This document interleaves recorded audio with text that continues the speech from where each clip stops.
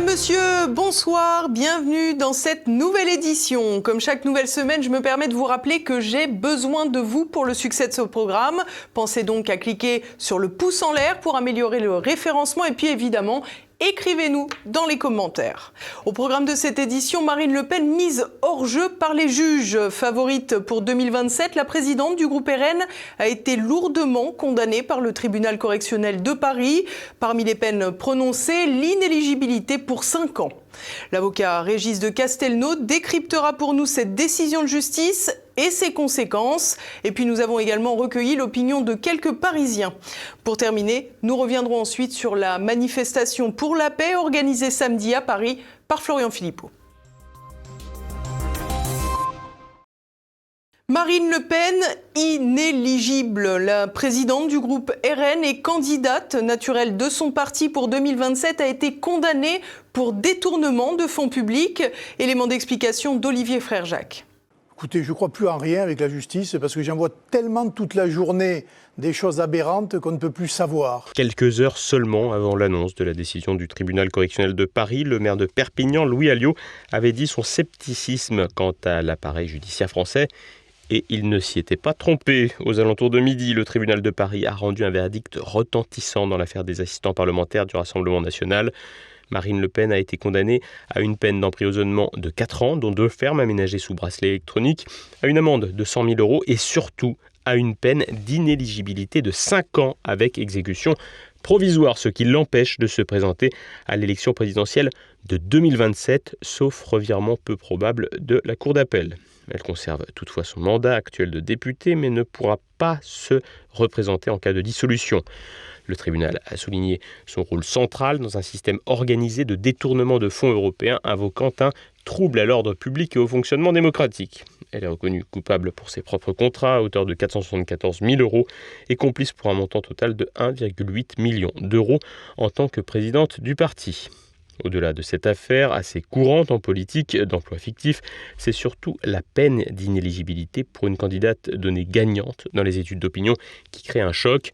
Marine Le Pen a annoncé qu'elle ferait appel de cette décision. D'autres personnalités du RN ont également été condamnées. Louis Alliot à 18 mois de prison dont 6 fermes sous bracelet électronique et 3 ans d'inéligibilité, mais sans exécution provisoire, permettant ainsi à l'édile de préserver son mandat actuel. Le député Julien Audoul, 8 mois de prison avec sursis, 1 an d'inéligibilité sans exécution provisoire. L'ancien trésorier du RN, Valran de Saint-Just, écope lui de 3 ans de prison, dont un ferme sous bracelet électronique et 50 000 € d'amende et 3 ans d'inéligibilité avec exécution provisoire également. Bruno Gollnisch a lui été condamné à 1 an de prison ferme sous bracelet électronique et 50 000 € d'amende, ainsi que 5 ans d'inéligibilité avec exécution provisoire. Nicolas Bay, désormais membre du parti de Marion Maréchal, écope de 12 mois de prison, dont 6 mois ferme sous bracelet électronique et 8 000 € d'amende, 3 ans d'inéligibilité avec exécution provisoire. Et enfin, l'eurodéputée Catherine Griset est condamnée à 2 ans d'inéligibilité avec exécution provisoire.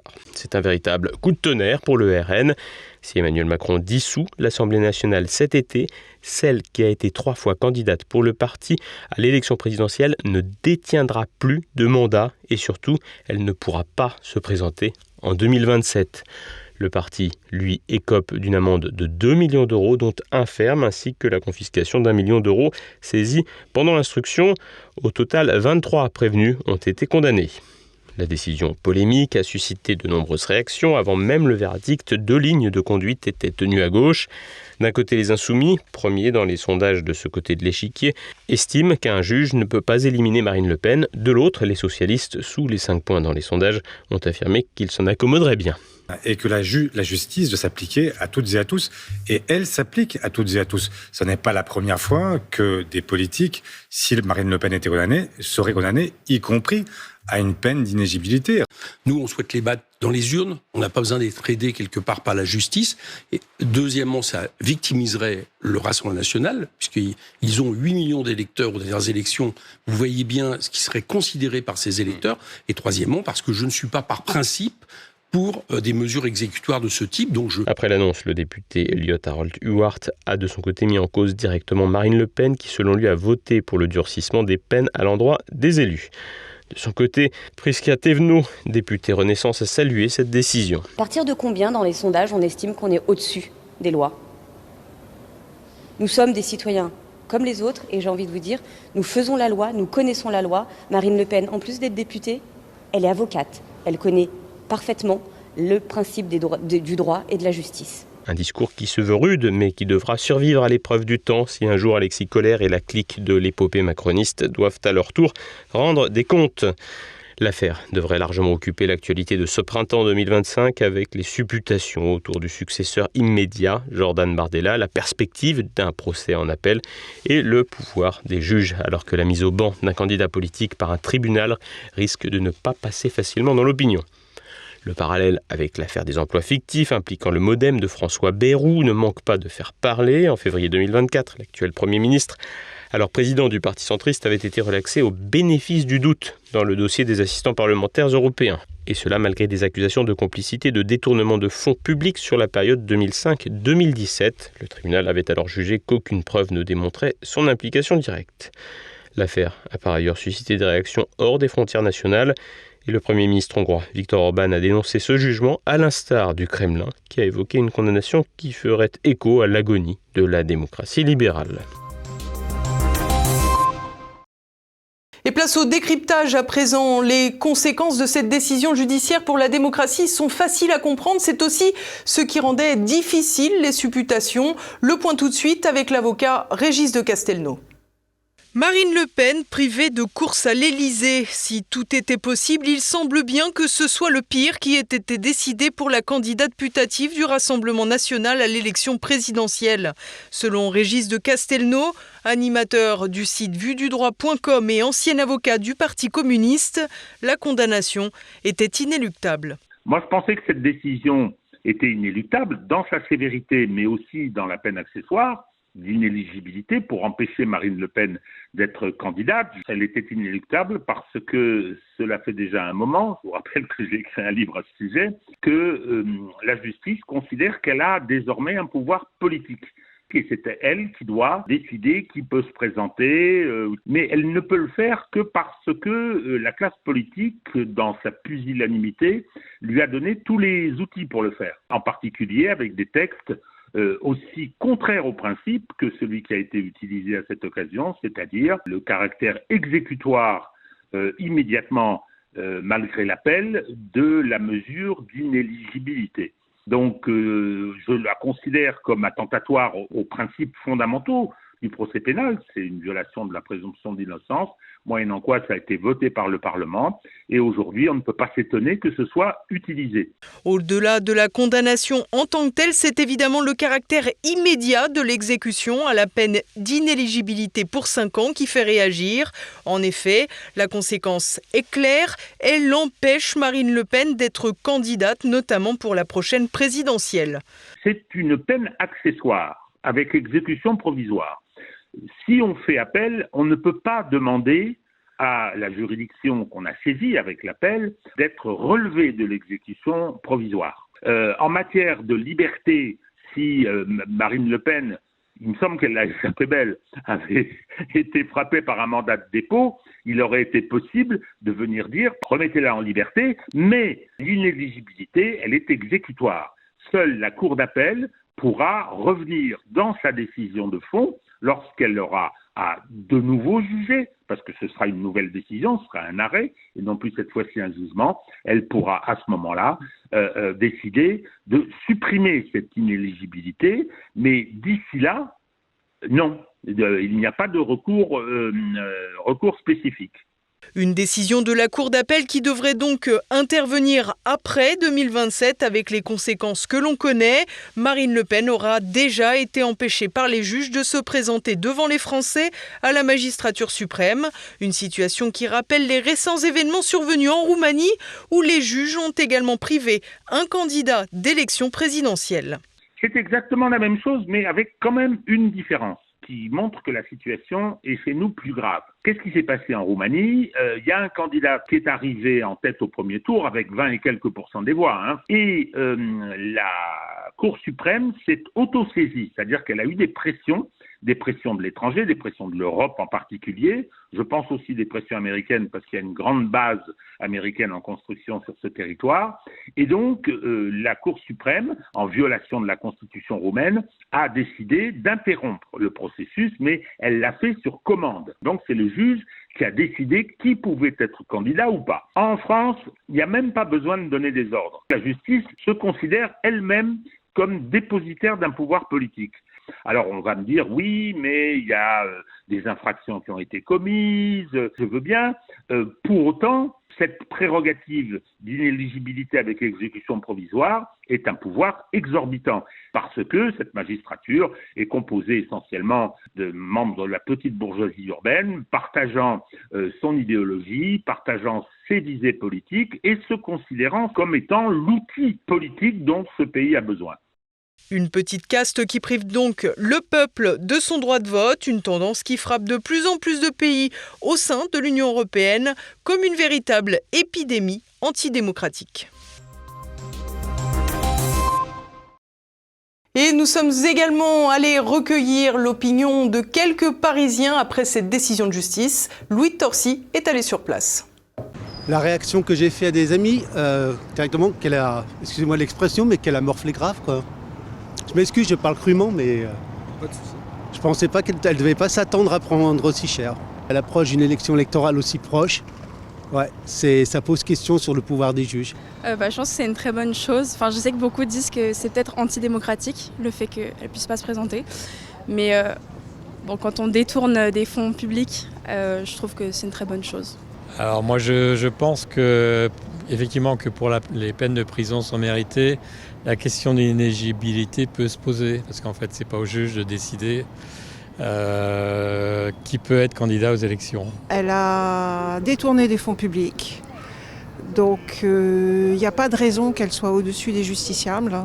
Et donc moi je trouve que la condamnation est juste et on ne doit pas juger par rapport à des pressions qui pourraient être effectivement dues au contexte politique actuel, à savoir on imagine que ça va aussi fragiliser le Premier ministre, que voilà, tout ce contexte aurait pu effectivement influer les juges au niveau de leurs décisions, mais pour moi c'est une décision juste. Les juges sont politiques, tout au moins beaucoup de juges font de la politique et qui ne s'en cachent pas et qui le revendiquent.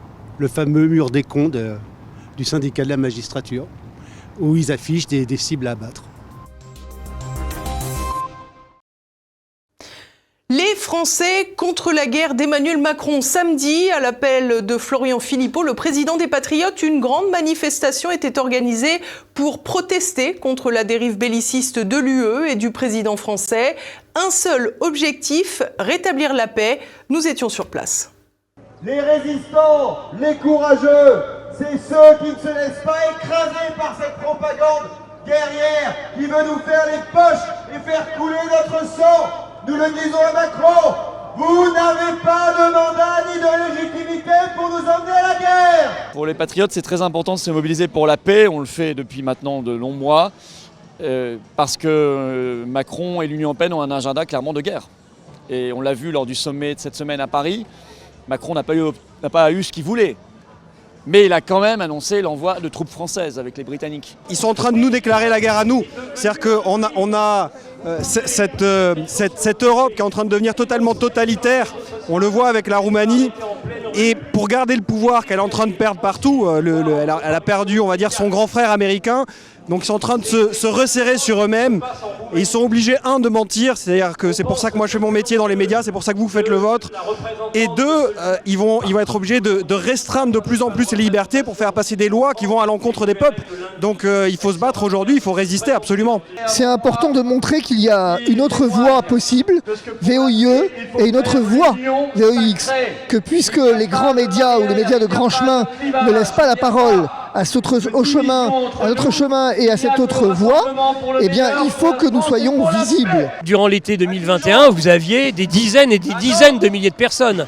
Donc je veux croire qu'aujourd'hui, c'est le début de quelque chose. Je crois que c'est pour ça d'ailleurs qu'il y a de plus en plus de monde. Là encore, on a encore augmenté la mobilisation. Il y a de plus en plus de monde parce que pour les Français, c'est en train de devenir très concret cette histoire. C'est un sujet qui me touche, la paix. Qui ça ne peut pas toucher, je veux dire. personne n'a envie de la guerre en fait, sauf ceux qui la feront pas réellement sur le terrain, donc les dirigeants. Déjà, je pense qu'Emmanuel Macron a un problème, il est extrêmement égocentrique et il veut absolument être un chef de guerre. Pendant le confinement, la période Covid, il n'y avait que ce mot à la bouche, nous sommes en guerre, etc. Et je pense qu'il se rend compte que le seul moment où les gens parlent moins de son bilan, parlent moins des catastrophes qu'il fait à tous les niveaux, c'est quand il essaye d'unir les gens par la peur en fait. Cet homme est capable de tout et surtout du pire. Donc il a des intérêts politiques intérieurs très malsains et une propension idéologique à toujours nous faire peur, à vouloir gouverner par la peur, être en guerre permanente, un virus, les Russes, bon. Et cet homme est fou, il aurait dû être destitué depuis bien longtemps. Il souhaite que par la guerre, ça lui permette de se maintenir au pouvoir, d'abord grâce à un effet drapeau, puis ensuite parce que l'état de guerre pourrait justifier un report d'une élection présidentielle et lui donner plus de temps au pouvoir, comme son copain, le président roumain d'origine allemande, Iohannis, qui a son mandat qui est prolongé jusqu'à la prochaine élection présidentielle annulée pour cause d'ingérence russe. Il veut être, il pense être, je ne sais pas si c'est une illusion ou un calcul, le roi d'Europe. D'une part, il trahit ce pourquoi notre force de frappe a été constituée et qui permet notre indépendance nationale, viser à l'étendre à un conglomérat de nations qui n'ont rien de commun et qui ne sont pas une vraie nation, c'est un crime contre l'indépendance de la France. Le grand danger que l'on a aujourd'hui, en fait, c'est que Macron veut envoyer la France dans un engrenage militaire à l'image de ce qu'on a connu, par exemple, au Vietnam. Aujourd'hui, ils ne peuvent plus exister que dans le conflit. Les peuples, la plupart des peuples n'ont plus confiance dans leurs dirigeants. Donc l'idée de faire en sorte que par cette crise, l'Union européenne s'affirme comme un État avec sa propre armée, qu'elle nous pique la dissuasion nucléaire, il y a de ça, puisque lui-même doit probablement rêver d'être président de l'Europe un jour. Il y a vraiment quelque chose de très idéologique, où il a absorbé tout le discours des néocons, qui ont perdu le pouvoir aux États-Unis, mais qui sont ici maintenant, et qui sont très anti-russes, très agressifs, pour des guerres permanentes. D'ailleurs, il a appelé son affaire la coalition des volontaires. C'est le nom que Bush Junior avait donné à la coalition contre l'Irak en 2003. C'est très significatif. De LFI au RN, est-ce que vous les entendez clairement s'opposer à cette marche vers la guerre? Est-ce que vous les avez vus prendre des positions extrêmement claires? Non. Est-ce qu'ils ont lancé le processus de destitution qui est pourtant prévu par la Constitution sur l'article 68? Non. Ça a été bloqué par le RN en plénière de l'Assemblée nationale en novembre dernier. Ils ne veulent même pas voter une motion de censure, une simple motion de censure contre Bayrou, ce qui serait déjà bien parce que non seulement on se débarrasse de ce gouvernement, mais en plus ça embourberait Macron dans les problèmes intérieurs. François Bayrou a dit nous avons l'impression d'être en paix, mais nous sommes en guerre. C'est la guerre asymptomatique. On ne lâchera pas le terrain, on ne lâchera pas le morceau. Il faut qu'on soit de plus en plus nombreux, très très très nombreux, parce qu'il faut bloquer absolument Macron et l'Union européenne dans leur dérive terrible vers la guerre et la ruine. Et passons à présent à l'actualité en bref. Être malade va vous coûter encore plus cher. L'indemnisation des arrêts maladie par la sécurité sociale baisse dès demain mardi. L'indemnité journalière sera désormais égale à la moitié du salaire brut avec un plafond rabaissé à 41,47 € brut contre un plafond de 53,31 € brut jusqu'à présent. La réduction ne sera pas perçue de la même manière par tous les salariés. Peu de changements pour ceux qui ont déjà un régime de prévoyance. En revanche, les intérimaires, les travailleurs saisonniers, les salariés de particuliers employeurs ou les salariés en CDD de courte durée le sentiront davantage passer. France Travail appelle à cesser le travail. Demain mardi, à l'appel de plusieurs syndicats, dont la CGT et la CFTC, les agents de l'héritier de Pôle emploi sont en grève. Dans l'établissement public, la surcharge de travail serait devenue trop importante avec la réforme de 2023 qui inscrit automatiquement les bénéficiaires du RSA. Avec 1,2 million de personnes supplémentaires le 1er janvier dernier, les agents disent ne plus réussir à organiser leur rendez-vous. Ils demandent également une augmentation salariale. Y aurait-il collusion entre la Macronie et Vincent Bolloré? Mercredi 26 mars, le Canard enchaîné révélait que Bercy avait évacué une amende de 320 millions d'euros réclamée au groupe du milliardaire breton. En 2004, il aurait revendu 5 milliards d'actions de Vivendi sous la forme de titres de portefeuille, alors qu'il s'agissait de titres de participation. Un changement d'appellation qui lui permit de réduire ses impôts de 800 millions d'euros. Plutôt que de qualifier le geste de fraude, ce qui aurait pu coûter 640 millions, le fisc a préféré le terme d'erreur délibérée. Toujours est-il que Bercy a décidé d'effacer l'amende sans donner la moindre explication. La gauche, avec LFI en tête, fulmine, dénonçant un scandale d'État. Et l'on poursuit avec l'actualité internationale. Donald Trump met aussi la pression sur Téhéran. Dimanche, le président américain a agité l'hypothèse de frappes aériennes si l'Iran refuse de négocier sur son programme nucléaire. Début mars, le président américain avait déjà rédigé une lettre à l'ayatollah Khamenei pour le ramener à la table des négociations. De son côté, le président iranien Massoud Pezeshkian a indiqué qu'il refusait de négocier directement avec Washington, mais restait ouvert à des discussions indirectes. Si le premier mandat du président américain fut marqué par un apaisement des tensions internationales, celui-ci pourrait prendre une tournure différente. Après avoir organisé une vaste campagne de bombardement contre les Houthis au Yémen, Donald Trump adopte en effet une posture résolument belliqueuse dans cette région du monde. BlackRock veut surfer sur la crypto-monnaie. Le célèbre fonds d'investissement américain lance un produit négocié en bourse adossé au Bitcoin en Europe. Celui-ci sera domicilié en Suisse et échangé sur les bourses de Paris, Amsterdam et Francfort. Cela représente une évolution majeure dans l'histoire des crypto-monnaies en Europe. Les investisseurs privés ou institutionnels pourront désormais échanger du Bitcoin via un produit financier sur des places boursières classiques. Un tel produit existe déjà aux États-Unis depuis janvier 2024. Il a attiré à ce jour 50 milliards de dollars. Si un tel succès se reproduit en Europe, le prix du Bitcoin partira à la hausse, de quoi institutionnaliser encore un peu plus la plus importante crypto-monnaie pour le meilleur, mais aussi peut-être pour le pire. De l'or noir en mer de Chine. Lundi, Pékin a annoncé la découverte d'un important champ pétrolifère en mer de Chine méridionale nommé Huizhou 19-6, situé à 170 km de Shenzhen, situé à côté de Hong Kong. Les réserves pourraient dépasser 100 millions de tonnes avec un forage d'essai produisant 413 barils de pétrole et 68 000 mètres cubes de gaz par jour. Cette percée renforce la production chinoise dans une zone sous-explorée en raison de différends territoriaux avec les Philippines, le Vietnam ou encore la Malaisie. Pékin revendique la quasi-totalité de cette mer stratégique et on comprend donc bien pourquoi. Le nouveau gouvernement syrien, modérément rassurant, le président syrien par intérim, Ahmad al-Sharaa, a dévoilé dimanche son exécutif de transition. Un gouvernement sans premier ministre est nommé par ses fidèles, dont Assad al-Shaibani aux affaires étrangères et Mouraf Abou Kasra à la défense. Visant à établir un État fort et stable, cette équipe inclut quelques personnalités non sunnites, mais à des postes sans importance. C'est le cas notamment d'une femme chrétienne nommée aux affaires sociales, ainsi qu'un ministre kurde, un druze et un alaouite. L'administration autonome kurde, contrôlant le nord-est du pays, rejette la légitimité de l'exécutif et refusera d'appliquer les décisions, estimant qu'il ne reflète pas la diversité syrienne. Et voilà, c'est déjà la fin de cette édition. Vous pouvez dès à présent retrouver Politique et Écho. Pierre Bergerot reçoit Frédéric Baldan pour analyser les scandales entre les lobbies et la Commission européenne d'Ursula von der Leyen. De nous expliquer comment fonctionnent les lobbies à Bruxelles, quelles sont leurs méthodes, les méthodes de cette industrie. Vous parlez d'industrie des lobbies et vous parlez aussi de capitalisme de connivence. Alors j'ai dû le développer en long, en large, parce que c'est un monde que les gens ne connaissent pas.